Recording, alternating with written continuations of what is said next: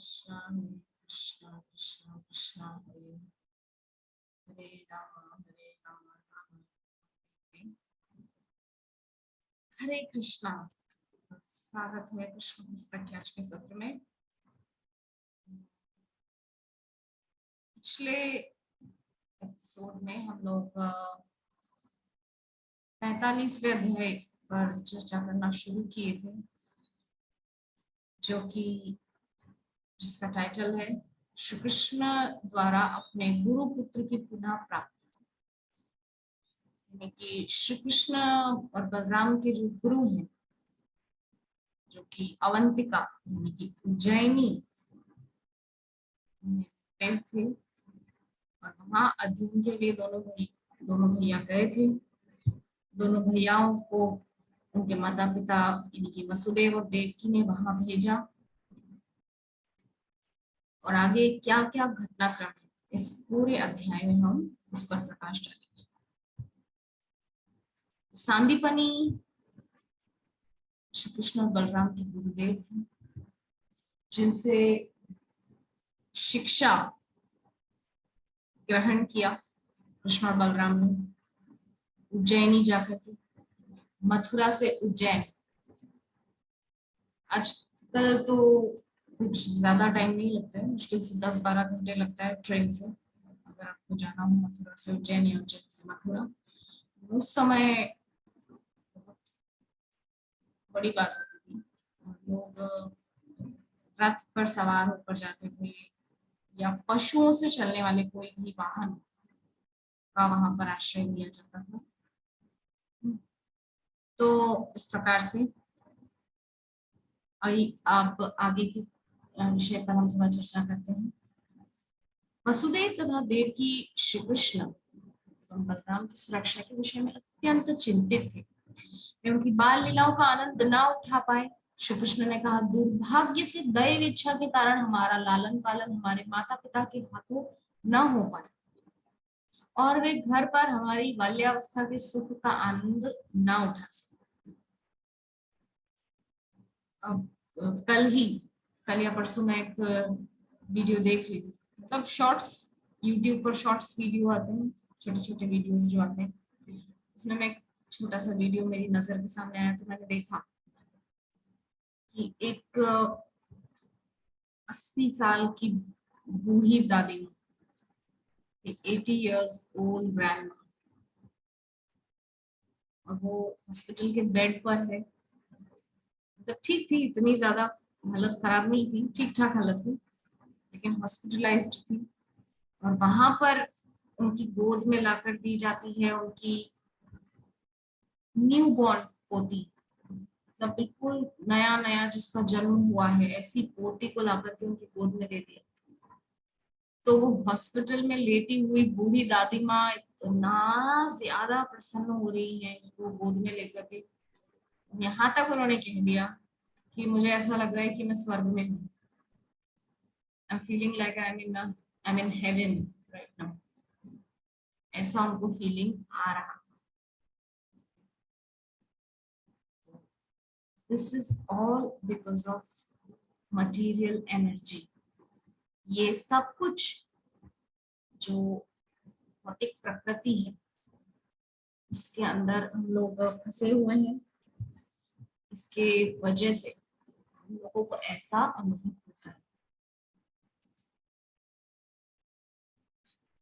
एक उदाहरण से हम इसको समझते हैं कि वो जो पोती है जिसने जन्म लिया है उस परिवार में और वो दादी माँ की गोद में आई है, तो जन्म लेने से पहले वो कहाँ थी? क्या वो दादी माँ उसको जानती थी, या वो पोती अपनी दादी माँ को जानती थी, या उस परिवार से उसका कोई लिंक, कनेक्शन, संबंध, रिलेशन था?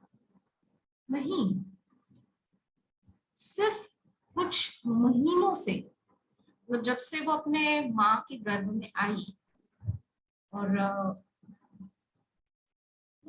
ओवरऑल 10 महीनों से वो उस फैमिली से कनेक्टेड है। 10 महीनों से पहले कौन जानता था? कोई कनेक्शन नहीं था, कोई लिंक नहीं था। तो ये लिंक किसने जोड़ा? भौतिक प्रकृति ने। और यही भौतिक प्रकृति एक दिन उस लिंक को तोड़ देती है, उस कनेक्शन को, उस रिलेटिविटी को तोड़ देती है, और हम जाल में रहते हैं। ओ, मेरा परिवार, मेरी पोती, मतलब एक्सप्रेशन देखने लायक थे उस दादी माँ के। आंखों में आंसू भर आए हैं और गोद में लेकर के, और इतना ज्यादा गदगद हो रही है। तो सोचने की बात है, ये जो माया का जो जाल है, ये जो भौतिक प्रकृति है ना, इसको रचा ही इस तरीके से गया है कि आप ऑटोमेटिकली इसमें फंस जाते हैं। आज श्रीमद् भागवतम का भी मेरा तृतीय स्कंद चल रहा है, बिल्कुल एंड होने वाला है। आई रियली होपफुली इस मंथ में मेरा, इस जून मंथ में मेरा थर्ड कैंटो पूरा हो जाएगा, तृतीय स्कंद पूरा हो जाएगा और मैं चतुर्थ स्कंद में पहुंच जाऊंगी। रियली एक्साइटेड, बहुत ज्यादा एक्साइटेड हूँ मैं। मुझे बहुत अच्छा लगता है जब एक चैप्टर क्लोज होता है और मैं नए चैप्टर में जाती हूँ, मुझे और नया कुछ जानने को मिलता है। ठीक है, तो आज जब मैं तृतीय स्कंद, थर्ड कैंटो, 31st चैप्टर के 21 से लेकर 28वें श्लोक, असल में ये जो पूरा अध्याय है 31वां अध्याय, तृतीय स्कंद का 31वां अध्याय, आप लोग भी चाहे तो देख सकते हैं, बहुत ही इंटरेस्टिंग है। भगवान कपिल देव अपनी माता देवहूति को वहां पर बहुत सुंदर सुंदर उपदेश दे रहे हैं, और कैसे ये मनुष्य इस पृथ्वी पर आता है, मातृगर्भ से जन्म लेने की जो पूरी प्रक्रिया है, जो भयंकर कष्टमय है, उस कष्ट की बराबरी नहीं की जा सकती। गर्भवास समम दुखम न भूतो न भविष्यति। शास्त्रों का प्रमाण है, मैं अपने मन से कुछ नहीं कह रही, शास्त्रों का कोटेशन इसीलिए मैंने दे दिया कि गर्भवास समम दुखम न भूतो न भविष्यति। न भूतकाल में ऐसा कोई दुख हुआ है, न भविष्य में कोई ऐसा दुख होगा जो गर्भवास की समता कर सके, गर्भवास की बराबरी कर सके। It is such an horrible condition. बहुत ही घृणित अवस्था में जीव को वहां रहना पड़ता है, और उस अवस्था में रह करके कैसे उसको सब कुछ याद रहने लगता है, और कैसे उसके अंदर कृष्ण भावनामृत का विकास होता है गर्भ के अंदर। बाहर आने की बात अभी नहीं कर रहे हैं, ठीक है। तो जब वो अंदर रहता है तब उसको सब कॉन्शियसनेस आ जाता है, सारा चेतना आ जाता है कि Krishna is the supreme personality of God and I am the part and parcel of. इस प्रकार से सब कुछ, सब चीजें याद आ जाती है, सब चीजें चित्त में बैठ जाती है कि कृष्ण ही एकमात्र भगवान है, मैं उनका अंश हूँ, भिन्नांश हूँ।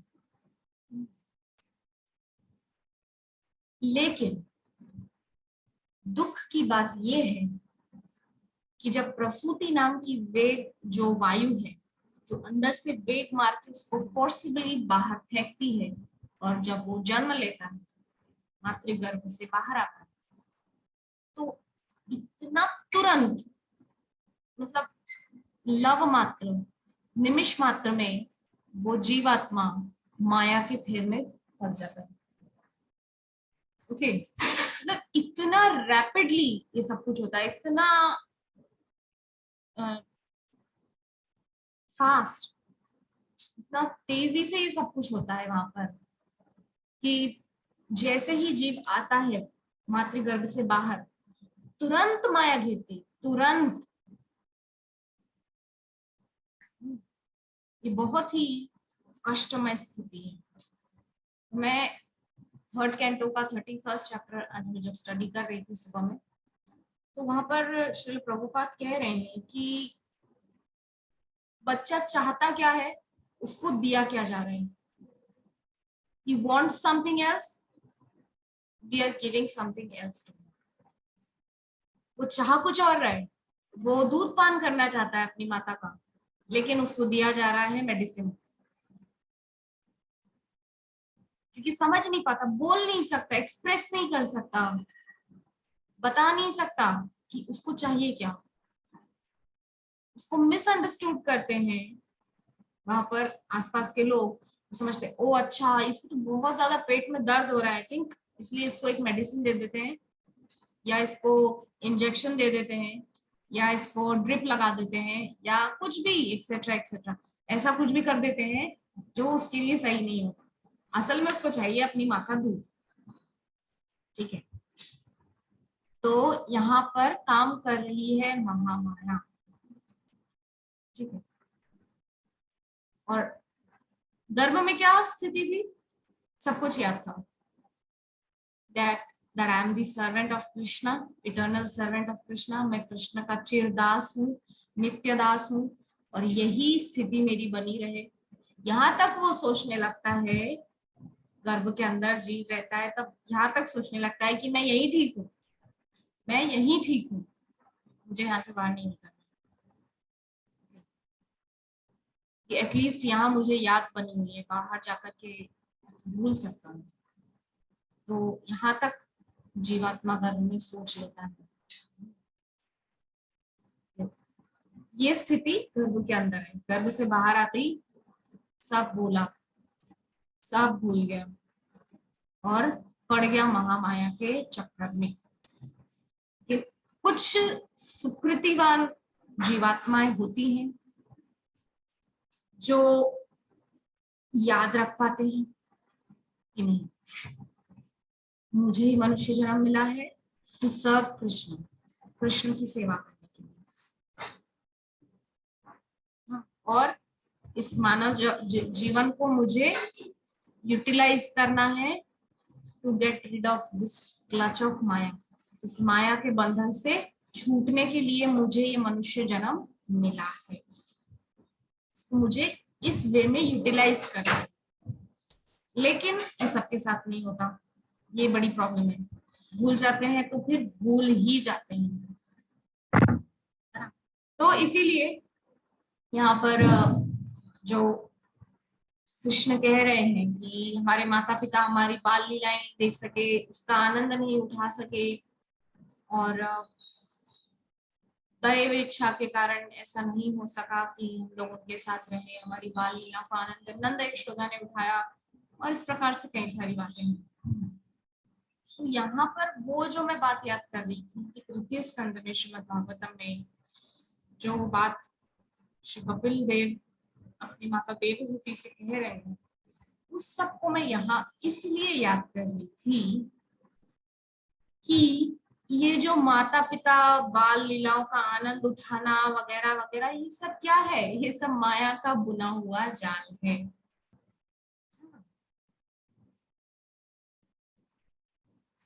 कोई कनेक्शन नहीं था, कुछ कुछ महीनों पहले तक भी न वो माँ जानती थी उस जीवात्मा को, न पिता जानता था, न परिवार का कोई और सदस्य, न वो जीवात्मा परिवार के लोगों को जानता था। लेकिन माया ने जोड़ दिया संबंध, और हम उसको मान बैठे असल, और हम बच्चे की बाल लीलाओं का आनंद उठा रहे। इसीलिए तो ना मैंने वो उदाहरण यहाँ पर दिया कि वो दादी माँ अपनी उस नवजात नई नई जन्मी हुई पोती को देख करके रोने लगी, और स्वर्गिक अनुभव हो रहा है, कह रही है कि मुझे ऐसा लग रहा है मैं स्वर्ग में हूँ, इतनी बड़ी बात कह रही। ये सब माया की वजह से, इतना मोह उस नवजात शिशु में, उसको गोद में लेकर के बोल रही है मुझे ऐसा लग रहा है मैं स्वर्ग में हूँ। तो ये जो सब अनुभव, ये जो सब भावनाएं, भावनाओं का जो उद्वेलन होता है, जो भावनाएं उठती हैं फिर शांत हो जाती हैं, इस प्रकार से जो लहरों की तरह, जैसे लहर नहीं उठती है फिर शांत हो जाती है, फिर चली जाती है, फिर मिल जाता है पानी, वापस पानी में जा करती है, उसी प्रकार से ये जो भावनाओं का जो वेग है, ये सब माया के कारण। माया ऐसा संबंध जोड़ देती ना, ओ मेरी संतान, आहा कितनी सुंदर लीलाएं कर रहा है, यहाँ कुछ गिरा रहा है, वहां कुछ चिल्ला रहा है, हाँ, मीठी मीठी बातें कर रहा है, तोतला तोतला सा बोल रहा है। ये सब क्यों होता है? माया की वजह से। हमको लगता है कि आहा कितना सुख है ये सुख। What is the definition of सुख? सुख की क्या परिभाषा है? असल में हम लोग बहुत कंफ्यूज्ड हैं। तीन चीजें होती हैं, मजा, सुख और आनंद। मजा जो वर्ड है वो बहुत ही चीप है, बहुत ही थर्ड क्लास है। और संसार में जो हमको टेम्परेरी जो प्लेजर मिलता है वो होता है मजा, जो लहर की ही तरह होता है। लहर कैसे इतना एकदम वेग से आती है और तुरंत शांत हो जाती है, उसी प्रकार से होता है मजा। हम आइसक्रीम खा रहे हैं, बहुत मजा आ रहा है, बहुत टेस्टी है, लेकिन वो मजा कब तक है? जब तक आइसक्रीम हमारे हाथ में है। आइसक्रीम खत्म, मजा खत्म। ठीक है, तो मजा, दैट इज कॉल्ड मजा। टेम्पररी, क्षण भंगुर, क्षणिक, अस्थाई। ठीक है, मैंने बहुत सारे उसके आपको समानार्थी शब्द बताती, पर्यायवाची शब्द, जो वो इससे आप समझ जाएंगे कि क्या होता है असल में मजा। अस्थाई, सिंपली मैं अगर बोलना चाहूँ तो मजा मतलब अस्थाई।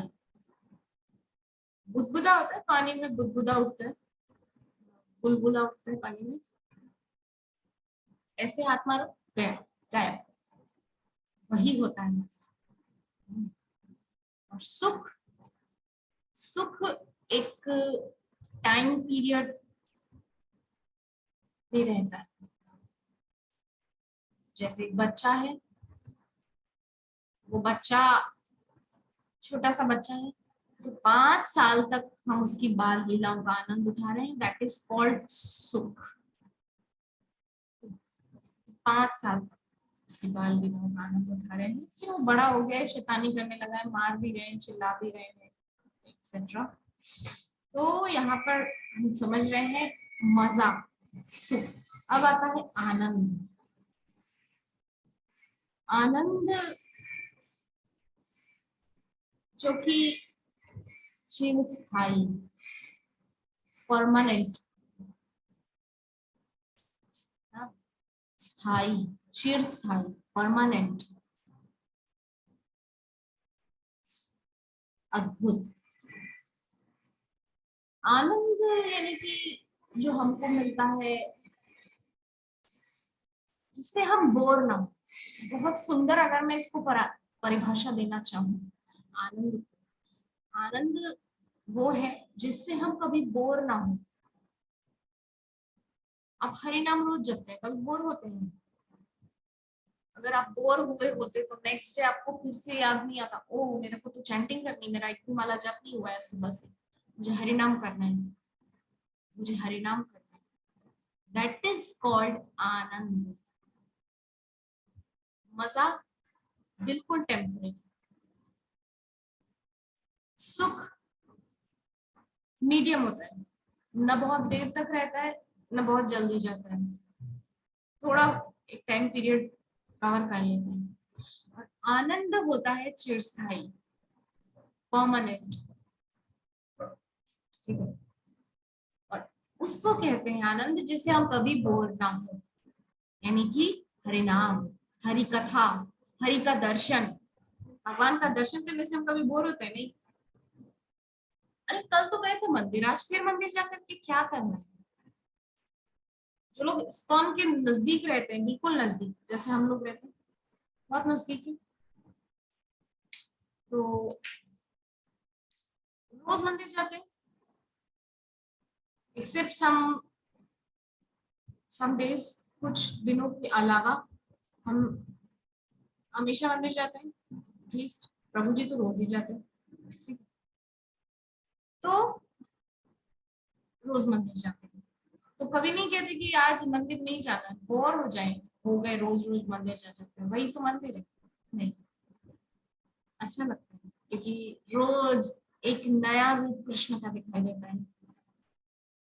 हो सकता है ड्रेस वही हो जिसको हमने एक हम एक महीने पहले भी हमने देखा था राधा माधव को पहने में, वो मायने नहीं रखता, डजंट मैटर कि ड्रेस वही है। कृष्ण और राधा नए नए हैं फिर से, दिने दिने नवम नवम नमामि कृष्ण संभवम।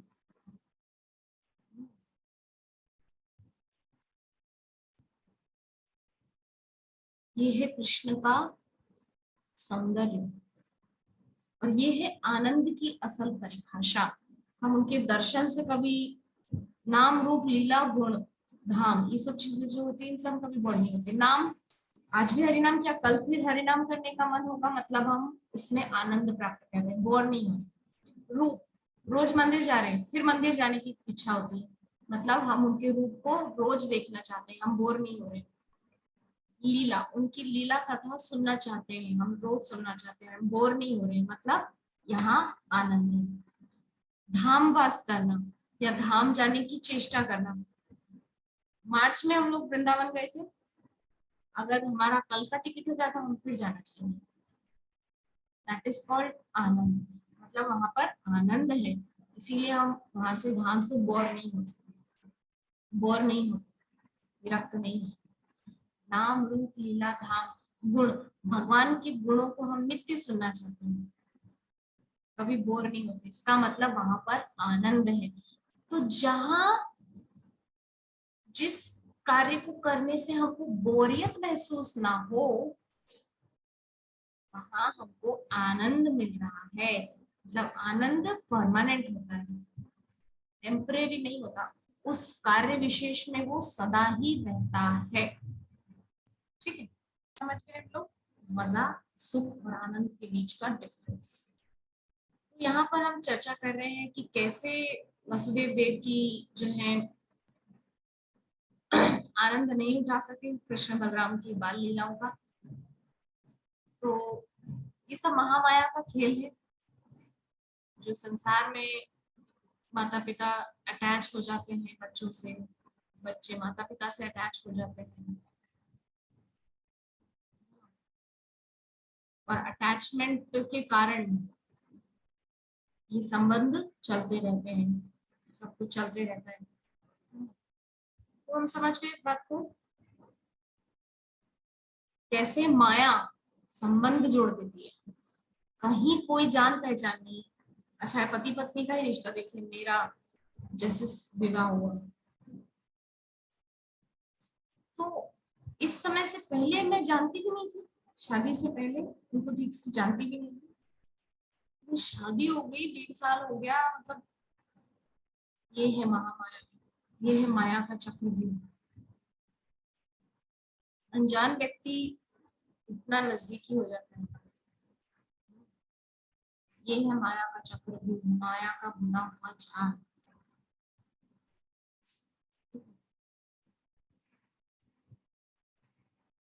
इस प्रकार से माया संबंधों का जाल बुनती है हमारे आसपास। आगे बढ़ते हैं। कृष्ण और बलराम कह रहे हैं कि पिताजी तथा माताजी, मानव पितृ ऋण नहीं चुका सकता, भौतिक जगत के सभी लाभों को प्राप्त करने का साधन या शरीर जिनसे प्राप्त होता है। मतलब माता पिता के ऋण से हम ऋण नहीं हो सकते, ये बात तो सही है। ये माता पिता ने हमारे लिए बहुत कुछ किया है। ये 2 दिन पहले प्रभु जी के माता पिता यानी कि मेरे सास ससुर यहीं पर थे, तो मेरे मन में कुछ विचार चल रहे थे, जिन पर मैं चिंतन कर रही थी अकेले में। तो मैं सोच रही थी कि माता पिता जो है वो जितना टॉलरेट बच्चों को करते हैं हम नहीं कर सकते। साइमल्टेनियसली जब हम माता पिता बनते हैं तब हम भी सहन शक्ति कर, हमारे अंदर भी सहन शक्ति आ जाती है। बच्चे को हम टॉलरेट करते हैं, हम टॉलरेंट हो जाते हैं, हम बेयर करते हैं हर चीजों के उसके एक्सपेंसेस, उसकी सारी मिस्टेक्स, सब कुछ हम एक्सेप्ट करते हैं, हम सब कुछ टॉलरेट करते हैं। लेकिन जब हमारे माता पिता की बात आती है तो हम उनको टॉलरेट नहीं कर पाते। यहाँ पर बहुत ही ज्यादा मतलब कॉन्ट्रडिक्शन है, विरोधाभास है। जब माता पिता की बारी आती तब वो टॉलरेट करते हैं, जब संतान की बारी आती है तो माता पिता को टॉलरेट नहीं कर पाते। यही चीज साबित करती है कि माता पिता के ऋण से हम ऋण नहीं हो सकते। वेदों के निर्देशानुसार मानव योनि द्वारा ही हम विभिन्न धार्मिक अनुष्ठानों धर्मों को संपन्न करने में समर्थ हैं। मानव जीवन प्राप्त होने पर ही हम अपनी कामनाएं पूर्ण कर सकते हैं। काम एवं अर्थ, 4 पुरुषार्थ होते हैं, धर्म अर्थ काम और मोक्ष, और सभी प्रकार की संपत्ति को प्राप्त भी कर सकते हैं। मानव तन में ही यह संभावना होती है कि हम भौतिक अस्तित्व से मुक्ति पा सके, मोक्ष पा सके। इस मानव शरीर के माध्यम से ही एकमात्र हम आवागमन के चक्र से मुक्ति पा सकते हैं। I'm not talking about मोक्ष, मैं लिबरेशन की बात नहीं कर रही हूँ, मैं मोक्ष की बात नहीं कर रही हूँ, मैं गोलोक वृंदावन जाने की बात कर रही हूँ। इट मे बी पॉसिबल कि हम लोगों को वैकुंठ से भी पुनः आना पड़े, लेकिन इट्स नॉट पॉसिबल कि हमको गोलोक वृंदावन से फिर से आना पड़ेगा। एक बार मुक्त होकर लोग वृंदावन जाएंगे तो फिर आने की संभावना नहीं। तो माता पिता के सम्मिलित प्रयास से इस देह का उत्पादन होता है। प्रत्येक मानव को अपने माता पिता का अनुग्रहित होना चाहिए और उसे यह समझना चाहिए कि वह उनके ऋण से ऋण नहीं हो सकता है। ये चीज अभी हम चर्चा कर रहे थे। It's not easy to get rid of this debt. इस ऋण से हम मुक्ति नहीं पा सकते। एक ही साधन कि हम अच्छे से कृष्ण भक्ति करें, एकदम शुद्ध भाव से कृष्ण भक्ति करें। तो इससे होगा ये कि हम अपने कुल, अपने वंश, अपने माता पिता के प्रति जो हमारा ऋण है उससे ऋण हो जाए भक्ति करने से। जैसे प्रहलाद जी महाराज हुए, ध्रुव जी महाराज हुए, इन भक्तों की वजह से इनका पूरा परिवार भगवान को प्राप्त कर सकते, भगवत प्राप्ति कर सकते। यदि युवा होने पर कोई पुत्र अपने कार्य और अपने धन के द्वारा अपने माता पिता को संतुष्ट करने का प्रयास नहीं करता तो वह मृत्यु के पश्चात यमराज द्वारा निश्चित रूप से दंडित होता है और अपना ही मांस खाने को बाध्य कर दिया जाता है। He has to eat his own flesh, अपना खुद का मांस। और यदि कोई व्यक्ति वृद्ध माता पिता, अपनी पवित्र पत्नी, संतान, गुरु, ब्राह्मणों एवं अन्य आश्रितों का भरण पोषण करने और उन्हें सुरक्षा देने में समर्थ होते हुए भी ऐसा नहीं करता है तो जीवित रहते हुए भी वह अमृत समझा जाता है। ये सब कृष्ण बलराम बोल रहे हैं अपने माता पिता से। प्रिय माता एवं पिता, आप सदैव हमारी सुरक्षा के लिए अत्यंत चिंतित रहे, किंतु दुर्भाग्यवश हम आपकी कोई सेवा नहीं कर सके। अभी तक हमने केवल समय नष्ट किया है, हम अपने नियंत्रण से बाहर के कारणों से आपकी सेवा न कर सके। माता और पिताजी, कृपया हमारे पापों के लिए क्षमा प्रदान कीजिए। इतनी बड़ी बात कृष्ण और बलराम को ये बोलने की जरूरत है क्या? Supreme personality of God head, उनसे ऊपर कोई नहीं है, उनके बराबर कोई नहीं, कृष्ण के बराबर कोई नहीं है, कृष्ण से ऊपर कोई नहीं है। और इतनी बड़ी बात कृष्ण वहां पर बोल रहे हैं कि हमारे पापों के लिए हमें क्षमा कर दीजिए। मतलब सोचिए कि माता पिता का पद कितना बड़ा होता है। जब श्री भगवान एक भोले बालक के समान मीठे वचन बोल रहे थे तो वसुदेव और देवकी जी दोनों ही वात्सल्य से मोहित हो गए और उन्होंने अत्यंत आनंद पूर्वक दोनों भाइयों को हृदय से लगा लिया। वे चकित हो गए, वे न तो श्री कृष्ण के शब्दों का उत्तर दे सके न ही कुछ बोल सके। उन्होंने अत्यधिक स्नेह पूर्वक श्री कृष्ण और बलराम जी को कंठ से लगा लिया और अविरल अश्रुपात करते हुए मौन रहे। तो इस प्रकार से कृष्ण और बलराम अपने माता पिता से भेंट किए, उनके बीच में बड़ा ही सुंदर प्रेममय संवाद चल रहा है। तो आज के इस सत्र में यही विश्राम देंगे, हम पुनः आपके सामने प्रस्तुत होंगे। तब तक के लिए हरे कृष्णा।